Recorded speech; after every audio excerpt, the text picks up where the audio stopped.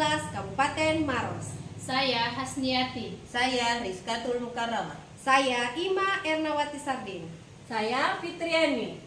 Akan melakukan demonstrasi konseptual modul 2.3. Coaching untuk supervisi akademik.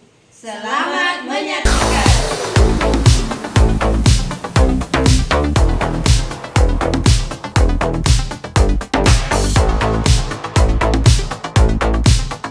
Oke, assalamualaikum warahmatullahi wabarakatuh. Waalaikumsalam warahmatullahi wabarakatuh. Bagaimana kabarnya Kak hari ini? Alhamdulillah baik. Alhamdulillah ya. Sebagaimana yang Kak Rizka ketahui bahwa kita bertemu hari ini untuk membicarakan bagaimana meningkatkan kompetensi Kak Rizka dalam hal coaching. Kira-kira Kak apa yang bisa saya bantu untuk kegiatan kita ini? Baik. Untuk coaching kali ini saya akan meningkatkan kemampuan dalam hal memberikan pertanyaan berbobot atau pertanyaan bermakna, kemudian meningkatkan kemampuan untuk menjadi pendengar yang aktif. Ya, baik ya Kak, kira-kira apa yang Kak Rizka ingin fokuskan? Saya akan fokus di kedua hal tersebut, menjadi pendengar aktif dan memberikan pertanyaan berbobot. Oke baik, saya sudah catat. Kira-kira sejauh mana keterampilan Kak Rizka selama supervisi akademik ini atau coachingnya? Selama ini saya belum bisa menjadi pendengar yang baik dalam dalam coaching. Terus pertanyaan yang saya berikan selama ini belum terlalu bermakna, belum masuk pertanyaan berbobot. Saya paham ya Kak. Kira-kira Kak apa harapan Kak Rizka setelah kita melakukan coaching? Setelah coaching ini saya berharap saya bisa memberikan pertanyaan yang lebih bermakna lagi, kemudian bisa menjadi pendengar yang lebih aktif lagi. Assalamualaikum warahmatullahi wabarakatuh. Bagaimana kabar Bu? Waalaikumsalam warahmatullahi wabarakatuh. Alhamdulillah dalam keadaan sehat Bu. Ada yang bisa saya bantu? Jika Ibu tidak sibuk, boleh kita berbincang Bu? Tentu saja boleh Bu. Kebetulan saya sedang ada waktu kosong. Ngomong-ngomong, apa yang Ibu harapkan dari percakapan ini? Saya ingin menemukan solusi dari permasalahan saya Bu. Mungkin setelah cerita sama Ibu, saya bisa mendapatkan gambaran tentang apa yang saya akan lakukan. Memangnya ada masalah apa Ibu? Jadi begini Bu, saya punya seorang siswa yang jarang datang dan tidak terlalu semangat sekolah. Terus jika pun diberi tugas, dia tidak mengerjakannya Bu. Jadi saya merasa sedikit pusing dengan menghadapi anak tersebut. Baik, tadi Ibu Ima bilang ada siswa yang jarang ke sekolah dan kurang bersemangat ya, serta sering tidak mengerjakan tugas. Apakah Ibu sudah mencoba masalah? Saya sudah memanggil anak tersebut dan menanyakan mengapa dia seperti itu, mengapa dia malas ke sekolah, kenapa tidak bersemangat dan tidak mengerjakan tugas yang saya berikan. Lalu dari pengamatan Ibu, mengapa dia seperti itu? Setelah saya amati, ternyata anak tersebut sering begadang Bu kalau malam gitu. Kemudian kalau pagi hari dia terlambat bangun, itu pun kalau dia datang ke sekolah itu terlambat Bu datang ke sekolahnya dan tidak mengerjakan tugas yang diberikan. Baik, berdasarkan pengamatan saya dari apa yang Ibu sampaikan, kira-kira seperti apa kondisi yang Ibu harapkan dari murid tersebut? Barangkali saya menginginkan murid tersebut rajin ke sekolah, lebih bersemangat dan lebih semangat belajar seperti dengan murid-murid lainnya. Jadi Ibu Ima mengharapkan murid tersebut rajin ke sekolah, mengerjakan tugas yang diberikan. Nah, kalau begitu, apakah yang Ibu Ima bisa lakukan untuk meningkatkan motivasi belajar anak tersebut? Jadi berdasarkan pengamatan, ternyata saya kurang memahami latar belakang dari anak tersebut. Kemudian saya kurang menerapkan metode pembelajaran sehingga anak tersebut tidak bersemangat ke sekolah. Jadi hal yang saya lakukan terlebih dahulu harus mengenal latar belakang semangatnya sehingga anak tersebut bisa lebih bersemangat lagi. Dan juga saya harus membangun hubungan yang baik dengan orang tua dari anak tersebut. Seperti itu, Bu. Ada kira-kira metode yang pernah Ibu terapkan yang berhasil? Saya pernah melakukan metode ranking 1. Ini metode ranking 1 itu adalah sama dengan games, kuis. Ini gunanya adalah untuk meningkatkan motivasi belajar anak tersebut. Selain itu, saya juga pernah melakukan ice breaking dan melakukan kegiatan secara berantai, yaitu percakapan secara berantai. Dan pernah juga saya memanggil anak tersebut dengan melakukan segitiga restitusi. Seperti itu, Bu. Luar biasa yang Ibu Ima lakukan. Jadi kalau kita meranking tadi kira-kira dari angka 1 sampai 10 Ibu Ima berada di tingkat angka berapa untuk keberhasilan metode tersebut?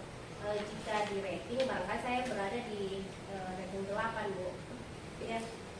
Selanjutnya apa saja rencana yang akan Ibu lakukan dan bagaimana langkahnya, langkah yang akan Ibu lakukan? Yang saya akan lakukan adalah melakukan metode pembelajaran bervariasi yang diselingi dengan kegiatan yang sangat menarik seperti test game yang seperti saya jelaskan di awal. Kemudian saya tetap memantau perilaku dari anak tersebut dan tak lupa saya akan tetap melakukan kolaborasi dengan orang tua si anak tersebut. Seperti itu, Bu. Baik, siapa yang bisa membantu Ibu dalam menyusun maupun melaksanakan rencana tersebut? Baik, Bu, dalam menyusun rencana tersebut yaitu pastinya karena di sekolah itu adalah jabatan tertinggi adalah kepala sekolah, yaitu kan saya melibatkan kepala sekolah, ada rekan sejawat dan orang tua dari anak tersebut. Kira-kira berapa lama waktu yang Ibu butuhkan untuk melakukan hal tersebut? Sepertinya tidak membutuhkan waktu yang lama ya, Bu, ya. Dan mungkin saja pencapaiannya mungkin membutuhkan waktu yang lama karena tidak ada sesuatu yang instan, Bu, ya. Seperti itu. Betul, Ibu, tidak ada waktu yang instan ya. Nah, kira-kira kapan Ibu cuma mulai melaksanakan rencana tersebut? Wah, kayaknya secepatnya, Bu. Secepatnya agar murid tersebut termotivasi untuk belajar, untuk mendapatkan haknya untuk belajar. Selanjutnya sehingga anak tersebut menjadi anak yang sesuai dengan apa yang saya inginkan, dan baik dari murid maupun dari pendidik sendiri.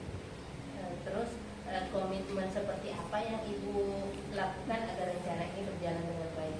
Barangkali saya akan melakukan komitmen yaitu dengan tetap monitoring secara berkala, berkolaborasi dengan orang tua, dan konsisten secara terus-menerus untuk mengupdate segala informasi, serta kolaborasi dengan rekan sejawat dan berbagi praktik baik dengan guru hebat.